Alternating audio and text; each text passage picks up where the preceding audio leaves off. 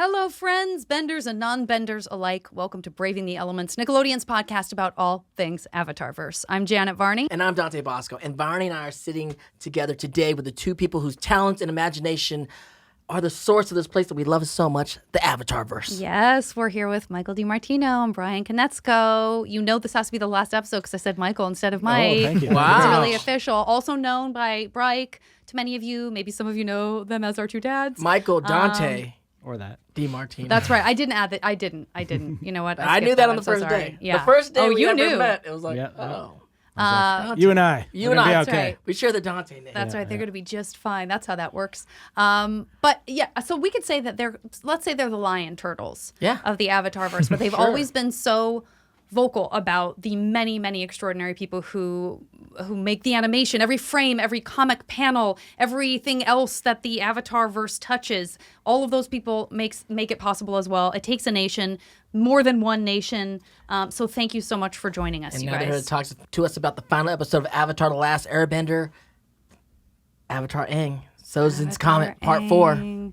They were also with us, of course, for Part 3, Into the Inferno, where we saw Zuko and Kotaro confront Azula, some really impressive mid-air maneuvers by Toph, Suki, and Sokka. We saw Aang begin his battle with Ozai, which, let's admit, is maybe not going great so far. I mean, it is, but there's some impressive stuff going on, but he hasn't beaten him. But before we get into Part 4, let's just talk very briefly about a couple of things to look out for. The sequences and the fights during Part 4 are extraordinary achievements in animation. We know how hard the entire team worked on this episode, but are there any forms of bending that are more difficult to animate than others? I mean, I think probably the two hardest things to animate by hand are fire and water. Yep. And Tons of it. Tons of it. So in very this much of it. episode. Endless. Yeah, and Yu-Jae Myung, longtime collaborator, was animation director at JM Animation at the time, but had worked with us on the test pilot. Yeah, he's an incredible animator all around, but his specialty was effects, and I think he did a lot of the keyframe animation on the fire. But then other people have to do the in-betweening on it, and it's one thing to do in-betweening on like a pose. You're like, oh, this arm moves here to here. It's another like this pointy sort of glove is turning into that, and making that all make sense. Or water won't rest until it has all Oh my gosh.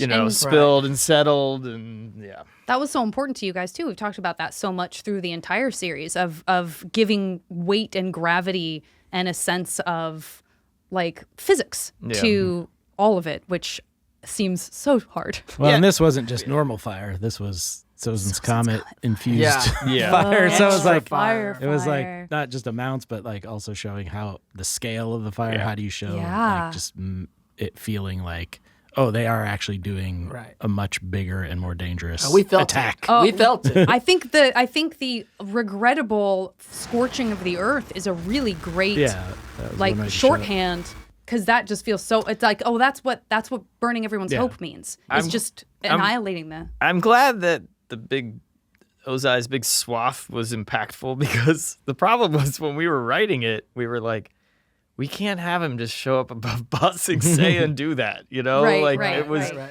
So we were like, is this gonna seem? It's horrifying. And that's good. It I'm was glad. horrifying. The idea implied was that his plan was to do that all the Oh, way totally. to Ba Sing Yes, Se that as a carries sort through. of sort No, of he got it. symbolic. No, thing. he's the Phoenix King. I mean, it all came full circle, I think, for us audience members. Like, oh, we're going to burn this whole place down and then create a new thing, the Phoenix. Yeah. Yeah. I'm like, okay, we got what you're doing now, Phoenix King. yeah. But This when is crazy. When we were writing it, I remember Phoenix. being really worried, like, well, we can't show that. Right. So how can we make it seem scary and finale worthy? Achieved. It's like the anti-Yellow Brick Road. Yeah. It's like, oh, this is going to be the burned path Yeah. to this city that once was. Ba It's Sing terrible. Se, yes. It's terrible. Also, Ozai, The phoenix is the one that burns and comes up out of the ashes. Do you know what I mean? You don't need everything to burn for you to be the Phoenix King. Right.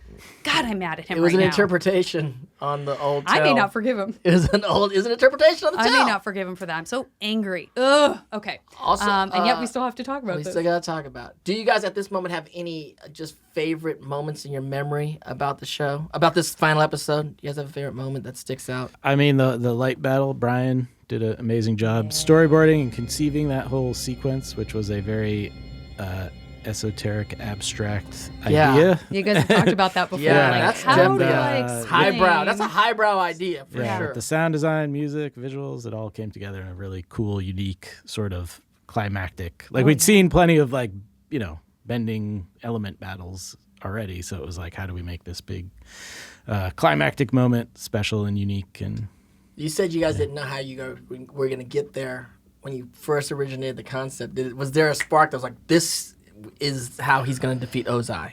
Well, I mean, I remember you, Aaron, and I sitting in the writer's room, and we kind of came up with the idea together, but there was this concern of how do we visualize this, and I was just like, I got it. I was like, their souls will flip inside out. Obviously. And I think Mike and Aaron were sort of looking at me. But it was something I had to storyboard in color in order to make clear. Right.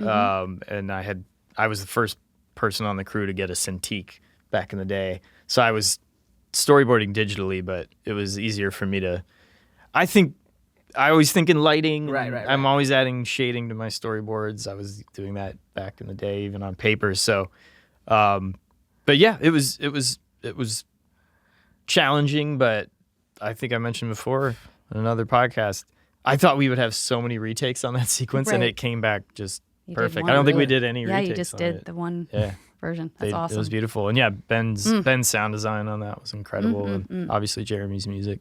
But yeah, when Aang's almost overtaken and then he comes out, that's probably my favorite crazy moment. It's I mean, when the lion turtle spoke, In the era before the Avatar, we bent not the elements, but the energy within ourselves. I had to I rewound it a few times, and then I turned on the subtitles. Let me get exactly what my man Lion Turtle's saying. I think we had so many effects on it. It made the mix a little challenging, but yeah, it's fine. That's great. Well, let's get into it. I'm sure that everyone remembers that when we left him in the last episode, Aang had surrounded himself in a rock sphere, protecting himself from Ozai's battery of attacks. So that's where we pick up. And this time we have Aang's perspective from inside as the rocks around him glow with heat. It can't feel great in there. I mean, he's it's hot. Sweating. It's cramped. It's not so much of a cocoon anymore. Now it feels like a trap, kind of like. It's like he thought it was a good idea. Yeah. They're like, oh, this is not a good idea. Yeah. In the sky, Sokka and Toph are atop an airship trying to use a similar plan they worked out before, with Toph metal bending the rudder so the ship will turn its course right into the other ships. And it works. Until a soldier finds them and they end up nearly plummeting to the ground after the slip off the ship. There's a crazy sequence with Sokka, and he's fighting firebenders and trying to keep Toph from falling. Which he hurts his leg. Right. And then he hits the boomerang. He boomerangs one of the guys, and then his custom sword. He actually saves them. We lose Space Sword. So that's rough, buddy, to my boy Sokka. Absolutely rough. We love that sword. Yeah. But you save Toph, and I got to give you props on being... the Swordmaster taught you some real good stuff, because you're not a bender, but he was holding his own. He did a bunch with very little. Yeah. He was looking like, oh my God, Sokka can really fight now. Yeah. We love Sokka. And then all of a sudden another ship starts coming back, and they're like, what's going on? And then it's Suki. Suki saves them just in the nick of time by veering yet another airship off course. And if you're feeling stressed out now, buckle up, because this is only the beginning of the episode. Oh, it comes in hot. A lot going on. It comes in hot. We go back to Aang and Ozai, where Ozai is almost, it's like the stones are basically becoming coal. I mean, it feels like he's surrounded by hot coals, from my perspective. And ultimately, he's creating a blaze so hot that it just sort of strips the stones away from Aang, and he's just being blasted with his fire himself. And it forces him against the rock that hits him right where Azula's lightning went in. It's as if he's being electrocuted all over again. So this is that part that we talked about, right? Where, if memory serves, Aang's on a skateboard. Yeah, he This is a tries to problem. do a rail slide. No. Yeah, and then he wrecks. It's He incepted wrecks. itself now in my brain. There's a fire hydrant. There's a fire hydrant. Yep. There's some great music, some great And then edits. Tony Hawk appears. And then Tony It's Hawk like, appears. hey. But no, we've talked about this, so you guys know what happens. We see him reconnect with the avatars he's been disconnected with. We didn't mention this before, but we see Giant Space Aang is back. One of my favorite features. I miss Yeah. Giant Space Aang. Giant It's a Space beautiful, Aang. beautiful figure up there. And so this is maybe clearing his last chakra, the one that we know to have been blocked, because here he has this accessibility. It sure looks like this is the next step towards the Avatar state, right? And sure enough, this arm comes out of the pile of rubble, grabs Ozai. I want to say grabs him by the beard. And the arm Goatee for tattoo. sure. First thing we see glowing is the arm tattoo. And this is like, okay, Epic. we are in business. He is in the Avatar state, y'all.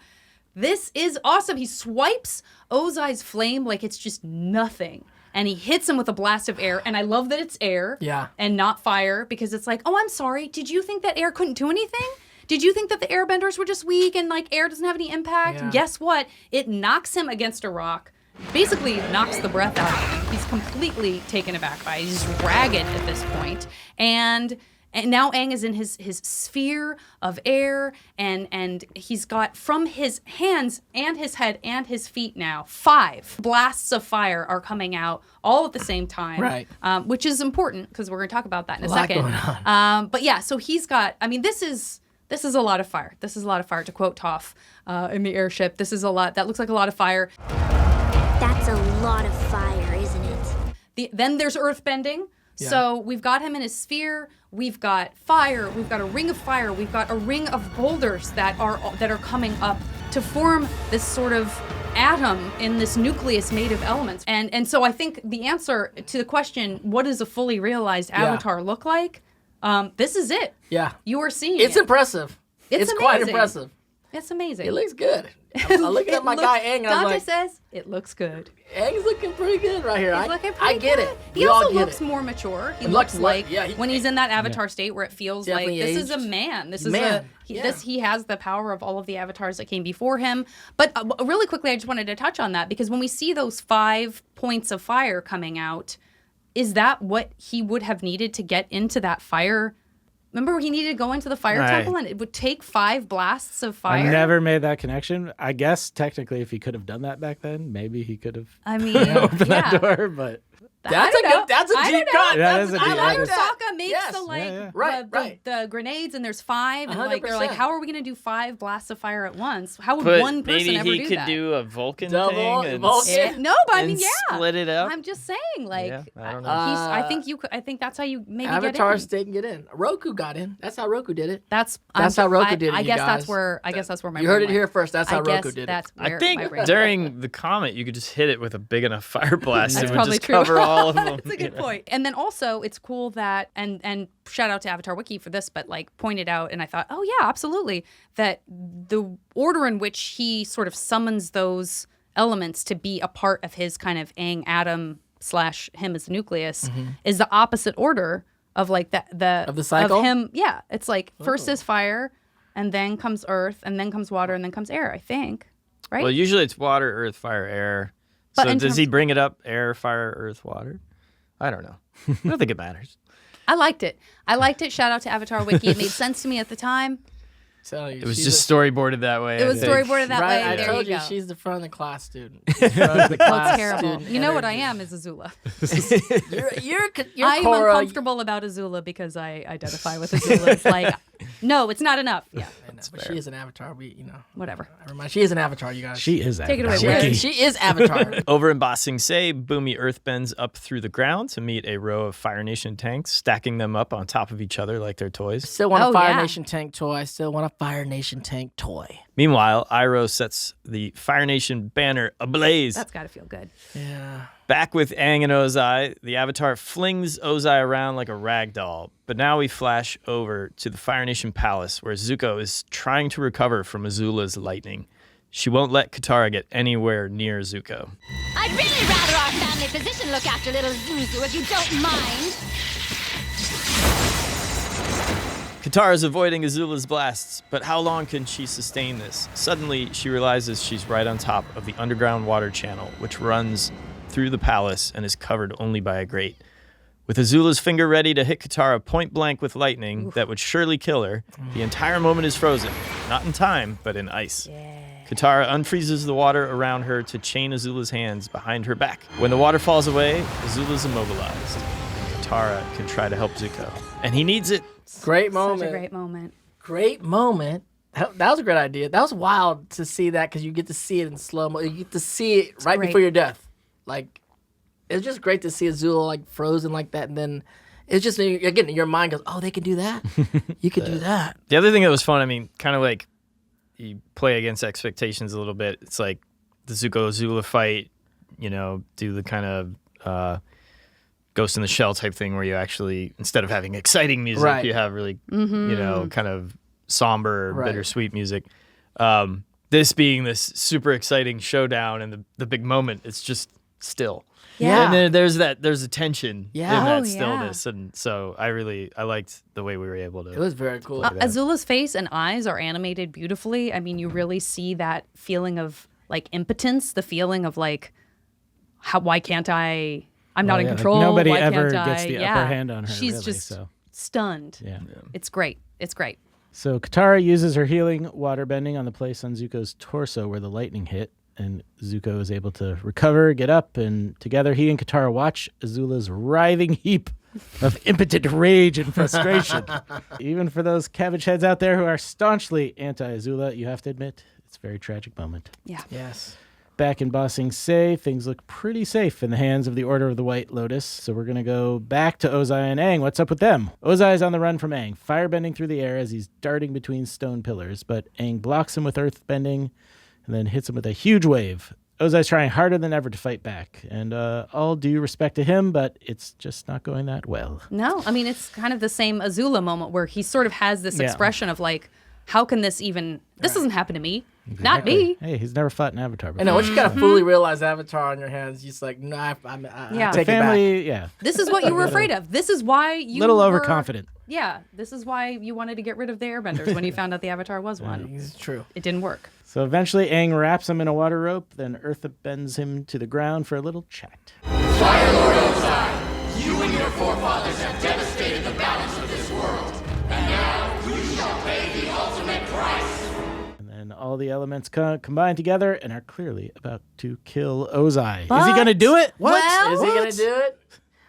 First of all, like that landscape, where did that landscape come from? Because I was like looking at these pillars. Did it come from anywhere particular Great in the question. world? It's from that really famous national park in China Okay. that the Blue People Avatar used also Oh, for wow. inspiration. Okay. But it's just these really beautiful pillars. I've read about how Of they stones like that? yeah, and then they have all sorts of plant, flora growing off of them. Wow. It's almost like being in a giant wanna go cave. there. Like they look like Yeah. stalagmites, kind of, but Yeah. Not. So yeah, it was just an iconic sure. landscape that we wanted to incorporate and hadn't yet, and just thought that would be a really fun. I don't know if you watch a lot of like old kung fu movies. Yeah. There's a lot of fights on like poles, Right. of like a course. training thing where you Yeah, sort of flying. fight on the top. Well, you fight on the tops of like logs and like a sort of Shaolin or, training or those thing. or those bamboos. They could just Yeah. they're just on top of it. So yeah, I think that's part of kung fu. Like coming up with a good kung fu sequence is it's not just the moves, but it's like the setting. How do you Yeah. interact with the Yeah. environment as you're doing those? Yeah, I moves? just rewatched like Call of Heroes, a pretty recent film I really love. That there's this fight on these empty wine barrels, and it's just like this huge like pyramid of wine barrels. So yeah, you're always looking for like an iconic location that you can use, you can Right, incorporate right. into the fight, or like in Jackie Chan's case, like props that are really memorable. Yeah. So yeah, we just wanted, instead of them fighting on a big flat field. That was so cool. I or knew it came something. from somewhere because it looked so That's cool. awesome. Absolutely. And that way we could have a really like a lot more like kind of flying Right. type stuff because they were up high. Well, you have the height and you have the depth, but you don't have like the concealment of like foliage. Yeah. So you can still have the red sky of the comet. And then Aang can he's earthbending those things. And Yeah. So, yeah. Big things to earthbend if you are a powerful avatar. So we see, here we are. This is the moment. We see all of the elements. This is the avatars making the decision unilaterally, maybe, that it's time for Ozai to pay with his life. And before that can happen, gosh, it sure seems like Aang starts to leave the avatar state and the elements just kind of disband and fall away. He is going to be true to himself. I knew I was going to cry, and I knew that I was going to feel silly for doing it, and it's happening anyway. He's not going to kill Ozai, which, of course, Ozai scornfully takes advantage of when Aang's back is turned. Or does he? He's got his back turned. Ozai's like, this is great. I got the drop on this guy. What he does not realize is that Aang has a seismic sense ability as well. So he can anticipate what's happening through the earth, a la Toph, and he is ready for that strike. He absolutely pins him perfectly, blocks him, traps Ozai's arms, pinning him back in place with that earth. And we hear this ancient chanting as Aang places his thumb on Ozai's forehead, I guess you could say the third eye chakra, and his chest, which is maybe be the heart chakra, and summons the words of the lion turtle. In the era before the Avatar, we bent not the elements, but the energy within ourselves. And then these beams that we've been talking about, these beams of sort of this, when you're watching it, it feels like blue-white. It doesn't feel just blue or just, it just feels like there's just a lot going on color-wise. And so you see this light kind of beam out of him, out of his eyes and his mouth, and then beam into the sky. And then they're joined by this yellowish, orange, reddish light from Ozai's eyes and mouth. But then we hear the lion turtle warning us that in order to bend another person's energy, which is what's happening right now, your own spirit must be unbendable or you will be corrupted and destroyed. And it really seems like, Ozai's lived longer. He's lived more evilly. Evil is very powerful. Is it going to overtake this child, who, yes, has all of the Avatar behind him, but he's already made the decision not to use the Avatars in the way that would have caused the death of Ozai. So in some ways, he's really acting on his own. And so is this going to be too much for him? Is he going to be destroyed by it? And it's just the red is just saturating everything. It just feels like he's getting swallowed up by it. I found myself gasping for air, like, I haven't been breathing. And it's saturating. And then there's almost no blue light left. And then the blue light just blows the red light just out of everything. It's out of existence. A solid beam of white light stretches into the heavens. And what? It just reminds me of Tron. Of who? Not Of in what? a copycat Of what do you way. mind you what? Not in a copycat way. She loves Tron. Again, one of the most important movies to me as a child. There's something so powerful. And I think it's part of iconic imagery anyway. The idea of something connecting with a higher something. It doesn't have to be defined, but the idea of like making that connection and sending that energy is just very powerful, and I love it. So for me, it's also nice memory. how we found Aang. Exactly. There was that when beam. the iceberg breaks. So set course for the light. found Set Aang. course for the light. Yeah, That's right. I think Janet and I are almost exactly the same age, so I think Tron had the same It's in impact. there. I don't Come know on. that. I mean, I Tron don't know what's in there was- until I realize it's in there. but- and it's I think I was always really I saw it in the theater and I really responded to that color and the kind of monochromatic, but also this sort of like the bright like stripes. But yeah, I mean, and also like, was it Master Control is red and orange, Well, and so yeah, it's- like the suits, like Flynn can disguise himself. And again, I am not he could accusing you of change. saying No, anything. he They're could change. completely different, but they bring up very positive feelings for me because I love that imagery. I think it's just buried deep in me. I Totally. wasn't like, let's Tron it up here. But you know me, Brian. I'm Yeah. always looking for that because that's no, like but I think you're my- right. What I'm that's trying like to say my is you are favorite, right. you know? That's But probably you guys where it took came it. from. Yeah, you guys took It's us beautiful. to like the red was overcoming so much. I think you had like one more Yeah. eyeball. Only one eyeball. One eyeball red. I I was like, you know. got one more eyeball, and you got one more eyeball. That shot. I also to draw that storyboard, that like really extreme close up of Aang's head, right before his eye gets taken over. Yeah. Was looking at Jean Reno, the shot in The Professional. Oh, yeah. sure. Where they shove the the lens, Yeah, and yeah, it's yeah, like, yeah. I mean, like the bottom of the lens, I think is in his mouth. It almost has to wow. be, right? And he's like, like Yeah. I've always loved that shot. Oh. And I was that one, the Tron was more subconscious, I'm sure, but that I think I was like Googling like that Yeah. shot to try to figure out how to draw it and not make it look like Jean Reno. But more like look like Jean Reno. our 12/13-year-old so good. hero. 112-year-old. Yeah. It's so good. It's so good. And I will say, all due respect to Tron, this is the last time I'm going to bring it up, maybe. The emotion and the storytelling is much more powerful than Yeah. Tron. I love Tron. But, like, this is if I'm going to see the beam of light, I want it to be for this reason, and I want it to be Aang. Like, I'm not as concerned about whether the video game world is going to be free or not. Anyway, all due respect. Let's move on. Aang explains to Ozai that he's taking his bending away so that he can't use his power for evil ever again. Now, do we when the first time you watched, did we knew he was taking his bending away? No. What did we know? We didn't know The what first time was you going see it, on. you don't really know what's happening. Right? You know that he's bending energy. You're sort of you're guided through that in a sense by the lion turtle, but it is more obscure. Yeah, than, that's what I was like, trying to think when I was if you're watching it. trying I was to like, 'cause remove I know what someone's he's doing bending, now, but I was like, for the yeah. first time, did I know what he was doing? Yeah, I don't think you you know. Or the totally audience know knew? until Ozai tries to go after Right. him again, and he's like Yeah. weak and impotent. Yeah. Which is impotent, which is, again, dare another you. mind-blowing thing that we know.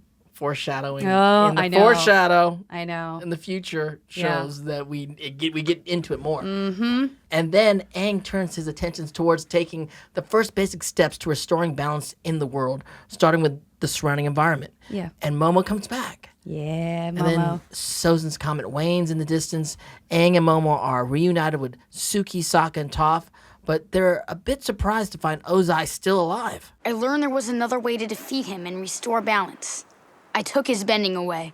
Wow, who taught you that? A giant lion turtle. You have the craziest adventures when you disappear. Sokka, Toph, and Suki come up with new names for Ozai as the comet passes and the night falls.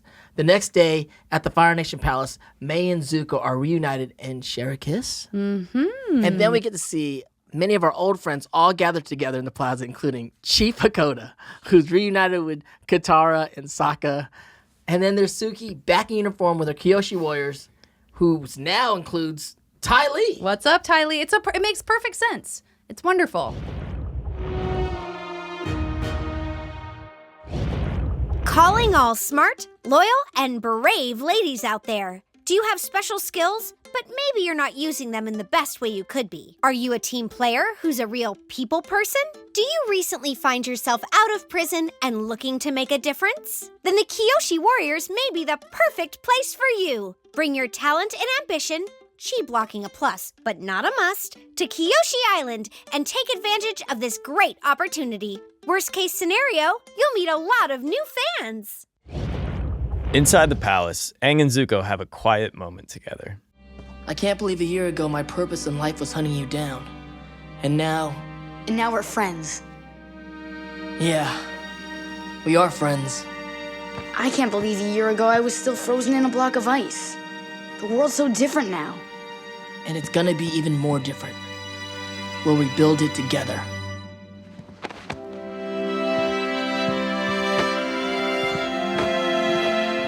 And it's even more poignant because we know the history of Fire Lord Ozai and Avatar Roku. With them, we had two best friends who, over time, became enemies. And now we have two enemies who, over time, became friends. And when Fire Lord Zuko comes out to greet his citizens, he says that the real hero is Avatar Aang. Zuko declares the war over and gives a speech that's so hopeful, it's worthy of something Katara might say. With the Avatar's help, we can get it back on the right path and begin a new era of love and peace. All hail, Fire Lord Zuko. All hail Fire Lord Hey, Zuko. come on. I love the feeling of, was that something that you guys were thinking about on a very conscious level and having conversations about? The idea that feels like it heals the Sozin Roku piece for me in this sort of generational way. Like it heals it, and you know? Yeah, there was definitely a cyclical Yeah. storytelling thing to that of I mean, Zuko not only kind of repairing his nation and making up for his, past Slight misdeeds. ancestors. He told his uncle he would problems. bring honor back to the Fire Yeah, Nation, and I and think he he will. I think Yeah. he did. But you can't do that without the Avatar, it turns out. Exactly. But I also, I also think of it in terms of like Aang was the right person. Like Aang was the right Avatar. Absolutely. Because we heard all the other Avatars probably would have just offed. Killed him. Yeah. Absolutely. You got to do what you got to do. I think it was not only Aang, but it was Aang being an air nomad. Yeah. And being a pacifist, and always, he actually never looked at anyone as his enemy. He always saw a potential friend. So I feel like it's definitely, I love that as a beautiful sort of cycle to heal, but I think it's because it was Aang and because he was an air What's nomad. fascinating too is you're saying because it's Aang, because I've also been reading the other books, and even Yang Chen is an air nomad, so kill him, But when he's asking for her advice, she's like, you still gotta. Well, the fact that Aang had to become the Avatar earlier in age, so he still has a child. He hasn't grown to the adult. He's not jaded. He's not jaded to the adult things in the world, but he's like, yeah, you're right. We gotta. Yeah. He still has that left in him, I also think like, sometimes we feel like we're born, I always felt like I didn't fit in to the society or culture I was born into, but I always felt that Aang was. He fit in. Right. He was a true air nomad. He really embodied the essence. It wasn't unnatural to him. So I think that's what's also beautiful, is that it wasn't like, oh, I've had this kind of social construct put onto me and I'm at odds with it. He was like the embodiment of the most beautiful version of a kind of air nomad creed. Right. And Avatar. Absolutely. I love it. He's not Kyoshi. Kyoshi had some issues. Stop. We're not talking about Kyoshi right now. Kyoshi's got a great story. So later, Zuko heads alone to the prison where he enters his father's cell. Ozai is snarky, but Zuko still takes the time to tell him that he's actually grateful his father banished him because it put him on the right path. But Ozai's suspicious. Is that really the reason Zuko came to visit him? Or perhaps does he have some other thing in mind? Yeah, he's right. There is something else Zuko wants to know. Where's my mother? You guys sparked a lot of imaginations with this thing for a lot of people, and a lot of questions to me later on. I'm like, you read the comics, you guys. I know people still. Let's announce again. There is a comic. There's a comic called The Search. It's really wonderful. Read the comic. And it's a fascinating way that they explain what happened. But it also sounds like you guys knew that, because I know I read. I mean, I know you've said this before, but I also read that even at a panel like at Comic-Con, you were like, well, we were going to try to slip in a little something. I think we've talked about this before. Yeah. Like, there were pitches to is that too cliffhangery? There was going to be a little scene that Joaquin storyboarded. And I was, you can all blame me. It's fine. I was like, let's just leave a few unanswered things there. We wrapped it up pretty good. Sure, there's a couple little threads. That doesn't mean there's, that's a series ender. You leave a little tidbits, and then we didn't have the story of the search, but I always thought that's a story in and of itself. Like the search for Zuko's mother. Like why not? Like if we do get to do, I mean, we didn't know we were going to do comics then, but. Or other things, but it was I think it's wonderful to open up this whole world of comic books for for all the animation fans out there. We started on comic books, so to see it go from animation into comics was also a very cool thing. Just and what for a the perfect, audience compelling members. story! Like if anything's going to bring someone in to go, maybe I'll give graphic novels a chance. It's do you want to know the answer to this? I think saying there were pitches is putting it very diplomatically. There were arguments. But we all were very tired, and we were at the end, and we had already, written and storyboarded one extra episode worth that we weren't really even guaranteed to do. So I think Mike's point was just there isn't time to do it justice. Joaquin and I wanted to do a much more tragic, sad ending that was definitive and short, and that would have been one kind of post-credit scene or something. But we didn't do it. It's fine. And I chalked it up even at the time of not everything can be tied up nicely in a bow at the right moment at the end. Life doesn't work that way, and there are sometimes you go to your grave with unanswered questions. Totally. But also it keeps us in the moment.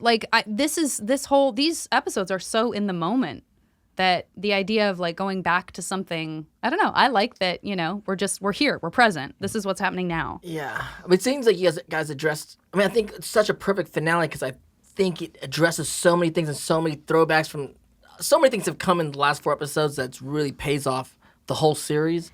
And then this is one of the things that when it happens, you're like, oh yeah, like what did happen? So even though it doesn't pay it off, the fact that you even acknowledge it gives us that, it's just something for the audience. Like, you're yeah, like, that's we right. know. No, we know. We know that we didn't forget. answer this. We're just letting you know that we know. Yeah. Which I think is cool.